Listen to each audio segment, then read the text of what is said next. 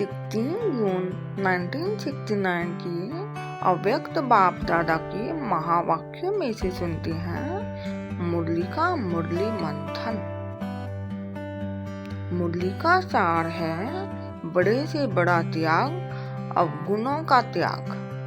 बाबा ने कहा, इस समय आप कौन से रूप में बैठे हो, स्नेह रूप में या शक्ति रूप में?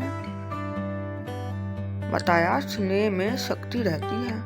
फिर बाबा ने कहा ये दोनों रूप इकट्ठे होने चाहिए। फिर बाबा ने कहा बाप दादा के साथ स्नेह क्यों है?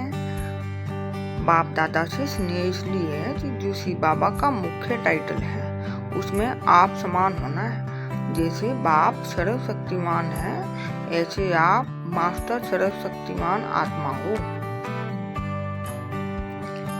फिर बाबा ने कहा स्नेह और शक्ति दोनों का मिलाप होता है, वहाँ आत्मा और परमात्मा दोनों का मिलाप भी अविनाशी रह जाता है।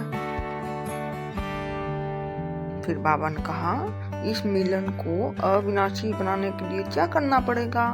स्नेह और शक्ति दोनों का मिलाप अपने अंदर करना पड़ेगा।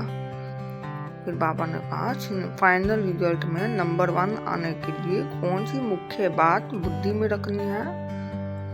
बाबा ने बताया त्याग और सेवा। सबसे बड़ा त्याग कौन सा है? दूसरों के अवगुणों का त्याग करना।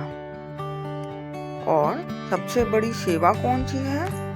कोई भी सामने आए तो उन्हें 1 सेकंड में मर्जीवा बनाना। कहते हैं ना, एक धक से मर्जीवा बनाना, जिसको झाटकू कहते हैं। अधूरा नहीं छोड़ना, श्रेष्ठ सेवा यही है। फिर बाबा ने कहा ऐसा समय आना है जो 1 सेकंड में नजर से निहाल कर देगी, तब सर्विस की सफलता और प्रभाव निकलेगा। फिर बाबा ने कहा प्रतिज्ञा यह करनी है कि आज से हम झाटकू बन गए हैं, फिर जिंदा नहीं होंगे पुरानी दुनिया में। इसी हिम्मत के कारण बाप दादा का स्नेह रहता है। फिर बाबा ने कहा अभी 2 बातों में कमी है। एक कमी है एकांतवासी कम है, और दूसरी कमी है एकता में। एकता और एकांत में थोड़ा फर्क है। एकांत स्थूल भी होती है, सूक्ष्म भी होती है। ये दोनों की आवश्यकता है। फिर बाबा ने कहा एकांत के आनंद के अनुभवी बन जाएं तो बाहर मुक्ता अच्छी नहीं लगेगी, लेकिन अभी बाहर मुक्ता में सभी का इंटरेस्ट जाता है। इन बातों में कमी है। फिर बाबा ने कहा बाप दादा की सौगात अपने साथ रखना। ये सौगात है बाप के रूप में शिक्षा। बाप के रूप में शिक्षा यह है कि जो दैवी परिवार है उनके प्रति आज्ञाकारी वफादारी बनकर चलना। टीचर के रूप में कौन सी सौगात देते हैं? जहाँ भी जाओ तो टीचर के रूप में एक तो ज्ञान ग्रहण करना, दूसरा गुणों को ग्रहण करना। ये शिक्षा हमेशा याद रखना।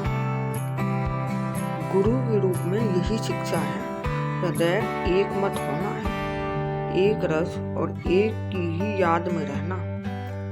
फिर बाबा ने कहा विष्णु को जो अलंकार दिखाए हैं वह अभी शक्ति रूप में धारण करने हैं। ये अलंकार सदैव अपने सामने रखो। फिर बाबा ने कहा वह लोग भी रिफाइंड बॉम्ब बना रहे हैं ना, तुमको भी अब रिफाइंड बॉम्ब गिराने हैं। विशेष आवाज फैलाने की सर्विस करनी है, उसको बम गिराना कहते हैं। फिर बाबा ने कहा जितना ऑलराउंडर बनेंगी उतना सतयुगी परिवार के नजदीक आएंगे। तो अभी आपको ऑलराउंडर बनना है। ऑलराउंड चक्कर लगाकर अपना शो दिखाना है। ओम शांति।